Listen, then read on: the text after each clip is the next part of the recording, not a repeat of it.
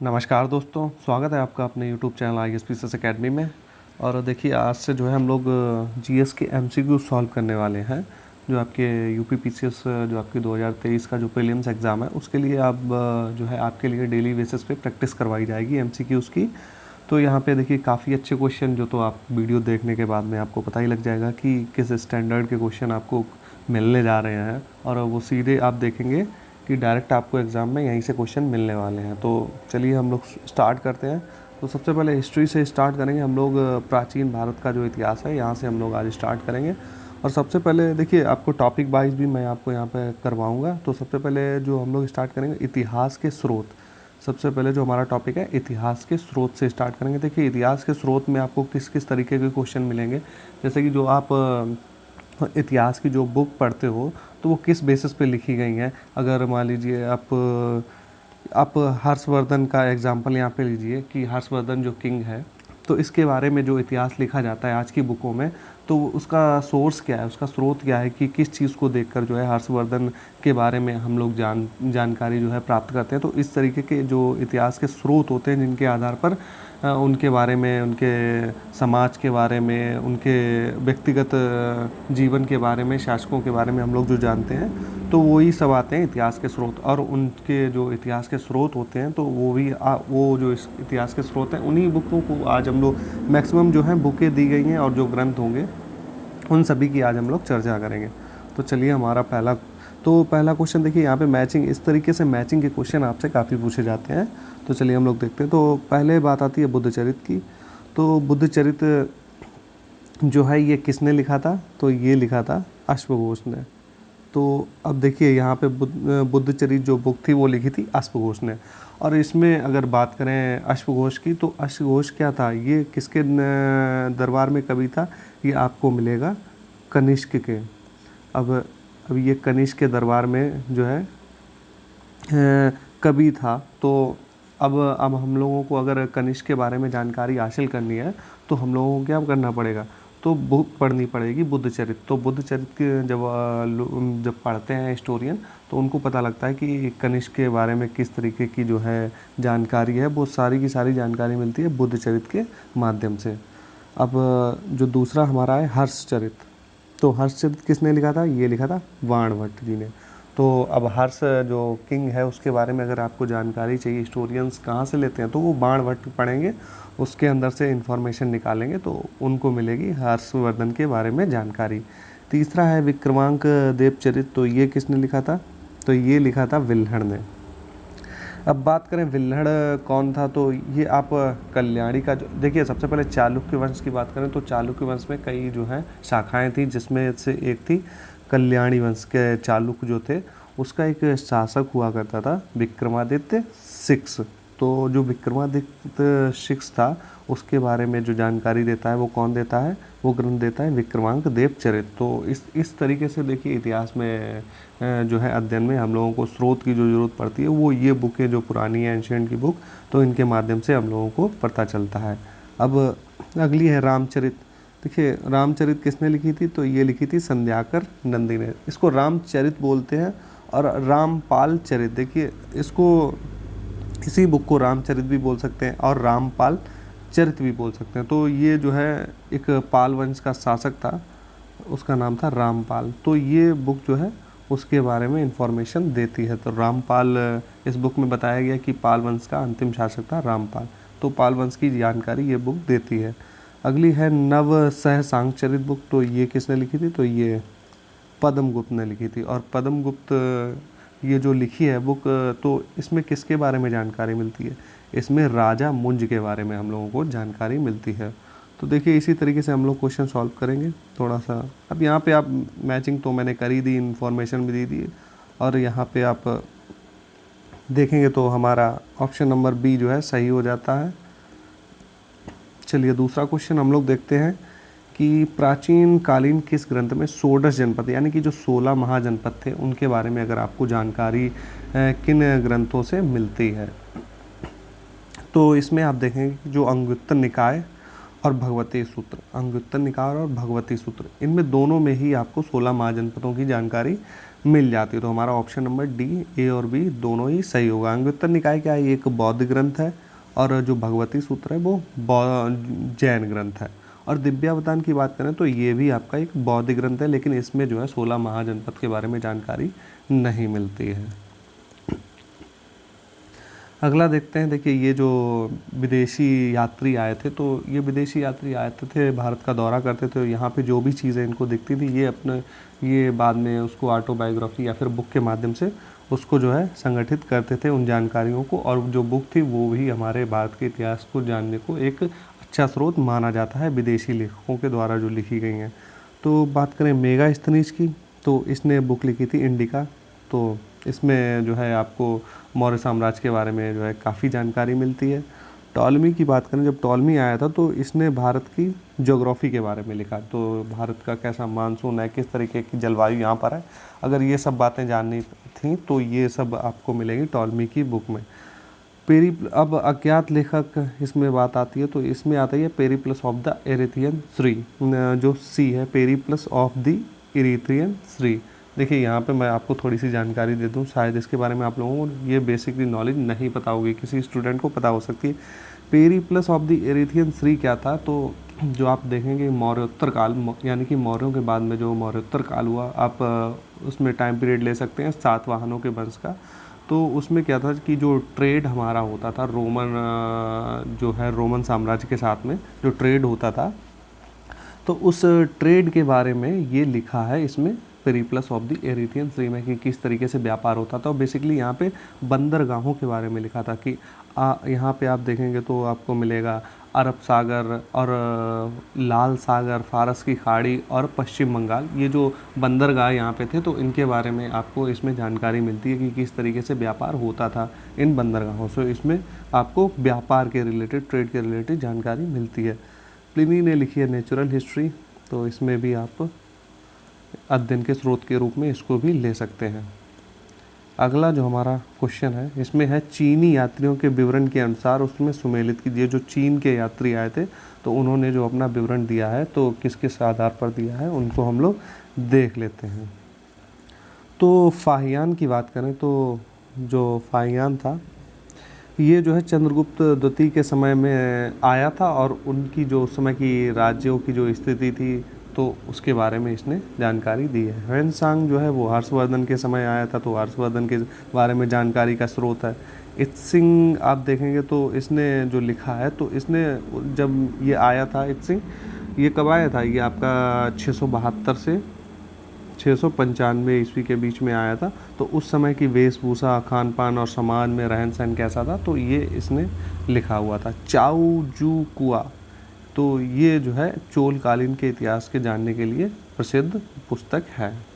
चलिए next question पे हम लोग आते हैं।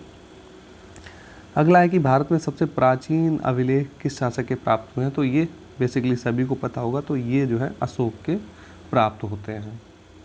अगला हमारा क्वेश्चन है कि सर्वप्रथम 1837 ईस्वी में अशोक के अभिलेखों को किसके द्वारा पढ़ा गया था, तो ये पढ़ा गया है जेम्स प्रिंसेप के द्वारा। अगला है कि सबसे प्राचीन स्मृति कौन है, तो इसमें आपके ऑप्शन है याज्ञवल्क्य, मनु, नारद और पराशर। तो इनमें से कौन सी सबसे पुरानी है, तो ये है आपकी मनुस्मृति। आगे है कि आदि काव्य की संज्ञा किसे दी जाती है, तो आपके ऑप्शन है रामायण, महाभारत, गीता या फिर भागवत पुराण। तो इनमें से किसको दी जाती है, तो ये दी जाती है आपकी आदि काव्य। सबसे पुराना जो है वो है रामायण, इसको आदि काव्य बोला जाता है। ये सभी जो है इतिहास के, प्राचीन इतिहास के आपको स्रोत के रूप में देखने को मिल जाते हैं। इनमें अगर आपको इतिहास जानना है तो इन बुकों में आप देख सकते हैं कि उस समय क्या कैसी स्थितियां चलती थी। प्राचीनतम पुराण है तो जो आपके मत्स्य पुराण, भागवत पुराण, विष्णु पुराण, वायु पुराण दिए हुए हैं। अगर इनमें बात करें कि इनमें सबसे पुराना जो पुराण है वो कौन सा है, तो आपका है मत्स्य पुराण। अगला है कृष्ण भक्ति का प्रथम और प्रधान ग्रंथ कौन सा है। कृष्ण भक्ति का प्रथम, आपको प्रथम ग्रंथ भी आप पे इस क्वेश्चन के माध्यम से आपको प्रथम ग्रंथ और प्रधान ग्रंथ दोनों ही मालूम हो जाएंगे। तो जो प्रथम और प्रधान ग्रंथ है वो है Shrimad Bhagavad Gita, option number B. Mahabharata तो आप सब लोग जानते ही हैं। और देखिए कृष्ण के बारे में, कृष्ण की भक्ति के बारे में, कृष्ण के बारे में आपको जानकारी कहाँ, महाभारत से भी मिल जाएगी, भगवत गीता और गीत गोविंद से भी मिल जाएगी। गीत गोविंद के यहाँ पे आपको लेखक भी कभी कभी क्वेश्चन में पूछ लिए जाते हैं। तो गीत गोविंद किसने लिखी है, तो ये लिखी है जयदेव ने। और इस बुक में जो गीत गोविंद है इसमें लिखा क्या है, तो इसमें जो श्री कृष्ण भगवान है तो उनके प्रेम प्रसंग और जो रासलीला वगैरह उसके बारे में इसमें जानकारी दी हुई है। अगला है 11 नंबर की प्राचीनतम व्याकरण जो है, प्राचीनतम व्याकरण। तो अष्टाध्यायी जो बुक है वो क्या है, एक प्राचीनतम व्याकरण ग्रंथ है। तो इसके रचनाकार कौन है, यहाँ पे आपसे पूछा गया था। तो इसके ऑप्शन है आपके गौतम, कपिल, पतंजलि या फिर पाणिनि। तो ये जो अष्टाध्यायी किसने लिखी है, तो ये लिखी है पाणिनि ने। अगला क्वेश्चन है कि सुलभ सूत्र जो है, जो बुक है, सुलभ सूत्र क्या है, तो ये एक पुस्तक है। पूछा गया कि किस विषय से संबंधित है। इसमें इस बुक को पढ़ने के बाद में आपको किस विषय की जानकारी होती है, तो इसमें आपको ज्यामिति के बारे में जानकारी होती है। ऑप्शन नंबर ए आपका राइट हो जाएगा। अगला जो हमारा क्वेश्चन है वो है क्वेश्चन नंबर 13। कह रहा है कि अशोक के निम्नलिखित अभिलेखों में से किसमें दक्षिण भारतीय राज्यों, जो दक्षिण की बात करें आप, केरल, तमिलनाडु, कर्नाटक की बात करें, तो वहाँ पे दक्षिण भारतीय राज्यों का उल्लेख हुआ है। तो जो उसके शिलालेख थे प्रमुख, तो उसमें पूछ रहा है कि कौन सा शिलालेख है जिसमें दक्षिण भारत के राज्यों का उल्लेख हुआ है। तो ये द्वितीय मुख्य शिलालेख में जो है दक्षिण भारत के राज्यों का उल्लेख हुआ है। यहाँ पे देखिए एक बात है आप कि जो आपका शिलालेख आप जो पढ़ते हैं, द्वितीय मुख्य शिलालेख या फिर प्रथम स्तंभ लेख या फिर, हाँ यहाँ पे वो क्वेश्चन तो नहीं है। चलिए आप यहाँ पे इतना याद रखिए कि द्वितीय मुख्य शिलालेख में हुआ था। वो क्वेश्चन जब आएगा तो मैं उसको करवा दूंगा। अगला क्वेश्चन है कि निम्नलिखित कथनों पर विचार कीजिए कि कथन ए दे रहा है कि फाहियान ने उल्लेख किया है कि भारत का कोई भी सम्मानित व्यक्ति मांस नहीं खाता था। तो फाहियान ये अपनी बुक में ये दावा करता है कि जब वो यहाँ पे आया था उसने देखा कि भारत में कोई भी जो है व्यक्ति मांस नहीं खाता है। फाहियान आया कब था, तो फाहियान आया था गुप्त वंश का जो शासक था चंद्रगुप्त विक्रमादित्य, तो उसके समय में फाहियान आया था। अगला है कि अशोक का युग शाकाहार के विकास की दृष्टि से मील का पत्थर था। तो बिल्कुल यहाँ पे माना जा सकता है, ऐसा फाहियान बोलता है अपनी बुक में, क्योंकि एक वो बौद्ध धर्म का अनुयायी था। तो वो, और बौद्ध धर्म में जो है मांस, मदिरा, इन सब चीज़ों को जो है वर्जित किया गया है। तो वो उसी प्रभाव में आकर ये सब चीज़ें लिखता है। लेकिन ऐसा व्यवहार में अगर आप देखेंगे तो ऐसा होना पॉसिबल नहीं है कि आप कि कोई भी व्यक्ति भारत में ऐसा ना हो कि जो मांस नहीं खाता हो, तो ऐसा पॉसिबल नहीं हो सकता है। लेकिन वो एक बौद्ध धर्म का अनुयायी था, तो वो जो है बौद्ध धर्म के प्रभाव में आकर ये सब बातें लिखता है। तो यहाँ पे देखिए जो आपके कथन और ये दोनों ही चीज कथन जो है वो आपको सही दिए हुए, लेकिन स्पष्टीकरण नहीं हो रहा है क्योंकि वो अशोक का युग के हिसाब से नहीं, लेकिन वो बौद्ध धर्म के हिसाब से इस तरीके की चीज़ें थीं। तो यहाँ पे आपका ऑप्शन नंबर बी हो जाएगा कि ए और आर दोनों ही सही हैं, परंतु ए सही स्पष्टीकरण नहीं है आर का। अगला क्वेश्चन 15 नंबर हमारा है कि सियूकी नामक यात्रा विवरण निम्नलिखित में से किसका है। तो ये सियूकी जो बुक है ये किसने लिखी थी, तो सियूकी बुक लिखी थी ह्वेनसांग ने। और ह्वेनसांग किसके समय में आया था, हर्षवर्धन के समय में। अगर फाहियान की बात करें तो हम लोग चर्चा कर चुके हैं, ये आया था गुप्त वंश के शासक गुप्त जो आपका विक्रमादित्य था, चंद्रगुप्त विक्रमादित्य के समय में आया। अलबरूनी कौन था, तो अलबरूनी एक फारसी कवि, दार्शनिक और लेखक, इतिहासकार, इसको आप कुछ भी बोल सकते हैं, बहुत ही विद्वान था। ये फारस का यानी कि ईरान का रहने वाला था। और आया कब था, तो ये जब महमूद गजनी का जो आक्रमण हुआ था भारत पर, प्रथम तुर्क आक्रमण गजनी का हुआ था, तो गजनी के साथ में ही ये आया था भारत। अगली और मेगास्थनीज की तो आप सभी लोग जानते हैं, चंद्रगुप्त मौर्य के समय में जो है राजदूत बनकर आया था। अगला 16 नंबर क्वेश्चन है कि 14वीं सदी ईसा पूर्व का एक अभिलेख जिसमें वैदिक देवताओं का वर्णन प्राप्त हुआ है। तो वैदिक देवताओं के बारे में जो वर्णन प्राप्त हुआ है वो है अभिलेख बोगज कोई।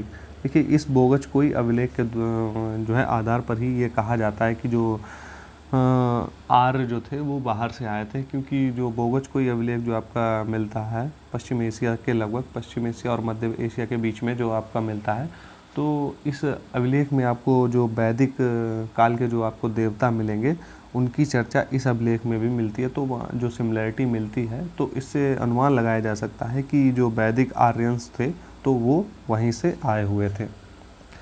अगला जो हमारा क्वेश्चन है वो कह रहा है कि अष्टांग हृदय संहिता निम्नलिखित में से किससे संबंधित बुक है। तो अष्टांग हृदय जो संहिता है इसमें किस बात की चर्चा हुई है, तो इसमें चिकित्सा शास्त्र की चर्चा हुई है। तो अष्टांग हृदय संहिता के को जो है पढ़ने के बाद में पता लगता है कि उस समय के समाज में चिकित्सा किस तरीके की चिकित्सा पद्धति थी। चलिए नेक्स्ट क्वेश्चन पे हम लोग आते हैं कि यहाँ पे मैचिंग का क्वेश्चन है आपका। तो हाथी गुम्फा अभिलेख तो ये किससे संबंधित है, ये आपका खारवेल जो कलिंग का शासक था खारवेल उससे संबंधित है। जूनागढ़ अभिलेख ये आपका रुद्रदामन से संबंधित है आपका। यह रुद्रदामन आपको कहाँ पे, पश्चिमी भारत में जो शासक था रुद्रदामन उससे संबंधित है। आपका प्रयाग प्रशस्ति किससे संबंधित है, तो ये समुद्रगुप्त से संबंधित है। एहोल अभिलेख आपका पुलकेशियन द्वितीय से संबंधित और भीतरी तथा जूनागढ़ अभिलेख आपका स्कंदगुप्त से संबंधित है। चलिए नेक्स्ट हम लोग अशोक के नाम का स्पष्ट उल्लेख जो है अधोलिखित अभिलेखों में मिलता है। तो अशोक के जो अभिलेख हैं उसमें अशोक का व्यक्तिगत नाम, मान लीजिए जो अभिलेख है उस पर अशोक लिखा हुआ है, तो ये किस किस अभिलेखों में है, तो ये आपके ऑप्शन जो दिए हुए हैं मास्की हो गया, गुर्जरा हो गया, नेत्तुर हो गया, उदयगोलम, इन सभी में व्यक्तिगत तौर पर अशोक लिखा हुआ है। तो हमारा ऑप्शन आ जाता है ई उपयुक्त सभी में ही आपको स्पष्ट उल्लेख मिल जाएगा अशोक के नाम का। चलिए नेक्स्ट है कि मध्य एशिया के जो बोगज कोई अभिलेख जिसकी हम बात कर चुके हैं इसमें विभिन्न वैदिक देवताओं के नामों का उल्लेख हुआ है। तो जो वैदिक देवता हमारे जो वैदिक देवता जो हैं वो जो आप देखते हैं इंद्र, मित्र, वरुण और नाशत, इन सभी की चर्चा कहाँ पे हुई है, आपको बोगज कोई अभिलेख में देखने को मिल जाती है। इसी आधार पर ये अनुमान लगाया जाता है कि आर्यंस जो हैं वो बाहर से ही आए थे भारत में। तो यहाँ पे आपका ऑप्शन नंबर ई सही हो जाता है, उपयुक्त सभी। चलिए नेक्स्ट क्वेश्चन पे हम लोग आते हैं। ये काफ़ी महत्वपूर्ण क्वेश्चन है मैचिंग का, और ये बुक जो है काफ़ी महत्वपूर्ण है, आपसे बार बार एग्जाम में पूछी जाती है। तो चलिए हम लोग मैचिंग करते हैं। अर्थशास्त्र किसने लिखी है, तो ये चाणक्य के द्वारा लिखी है। मुद्रा राक्षस विशाखा दत्त ने। कथा सरित सागर किसने लिखी है, सोमदेव ने। बृहत कथा मंजरी क्षेमेंद्र ने। महावाष्य लिखी है पतंजलि ने। मालविकाग्निमित्रम लिखी है कालिदास के द्वारा।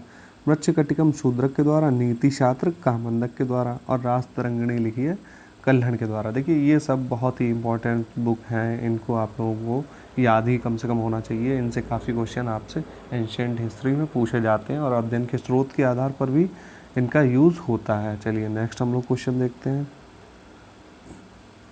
अगला क्वेश्चन जो है हमारा ये विदेशी यात्री और भारत भ्रमण उनका टाइम पीरियड दिया हुआ है। तो पूछा गया है कौन सा सुमेलित नहीं है, पूछ रहा है इनमें से कौन सा सुमेलित नहीं की बात हो रही। तो फाहियान का टाइम पीरियड हम लोग देखें तो 399 से 414 बिल्कुल सही है ये। और हेमसंग की बात करें तो 629 से 645।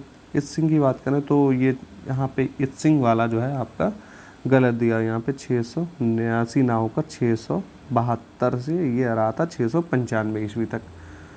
अगला जो अलमसूदी ये भी सही है 957 में। तो ये देखिए इन सब की बुकिंग तो हम लोग देख चुके हैं, फाहियान, हेमसंग, इत्सिंग की देख चुके हैं। तो ये किसके बारे में जान रहे हैं, अलमसूदी एक नया जो आपका नाम आया है, इसकी बुक है मुरूज उल ज़हाब।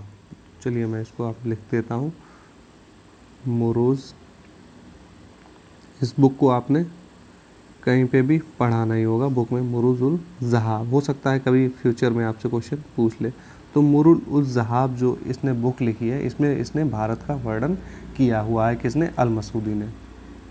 और ये था कहाँ का, तो ये था अरब क्षेत्र का, ये अरब का रहने वाला था अलमसूदी। चलिए नेक्स्ट हम लोग 23 और हमारा आज का लास्ट क्वेश्चन देखते हैं। आपके यूपीएससी में 21 में पूछा भी गया था कि प्राचीन भारत के इतिहास के संदर्भ में आपको भवभूति, हस्तिमल और क्षेमेंद्र क्यों प्रसिद्ध थे। तो क्या ये जैन साधु थे, मंदिर वास्तुकार थे, नाटककार थे या फिर दार्शनिक थे। तो ये सब के सब क्या थे, तो ये नाटककार थे, ये सब ऑथर थे, इन्होंने किसी ना किसी ग्रंथ या फिर बुक की रचना की थी। तो हम लोगों ने आज के जो क्वेश्चन थे, आप काउंटिंग के हिसाब से देखेंगे तो 23 हैं, लेकिन आप वैसे आप क्वेश्चन को देखेंगे तो लगभग 50 से 60 क्वेश्चन हम लोगों ने सॉल्व कर लिए हैं इसी इन्हीं 23 क्वेश्चनों से काफ़ी क्वेश्चन आपके अगले भी मैंने आपको बना भी दिए, किस तरीके से क्वेश्चन पूछे भी जा सकते हैं। मैचिंग में एक एक क्वेश्चन में आप देखेंगे कि हम लोगों ने लगभग 6-6 7-7 मैचिंग करी है, तो उसमें आप देखेंगे काफ़ी क्वेश्चन इस हिसाब से हो गए। तो इसी तरीके से मैं आपको डेली बेसिस पे इसी तरीके से MCQs GS के करवाऊँगा। सभी विषयों के होंगे, अभी इतिहास चल रहा है, आगे और भी विषय होंगे। तो पहले मैं आपको इतिहास कंप्लीट करवाऊँगा, एक एक करके सब्जेक्ट का पूरा MCQs करवा दूँगा। कहीं से भी क्वेश्चन आपका बनेगा तो यहाँ से आपका फंस जाएगा। तो चलिए हम लोग मिलते हैं नेक्स्ट वीडियो में, और वीडियो अच्छी लगी हो तो वीडियो को लाइक करिए। कोई प्रॉब्लम है तो आप लोग कमेंट करके बता सकते हैं।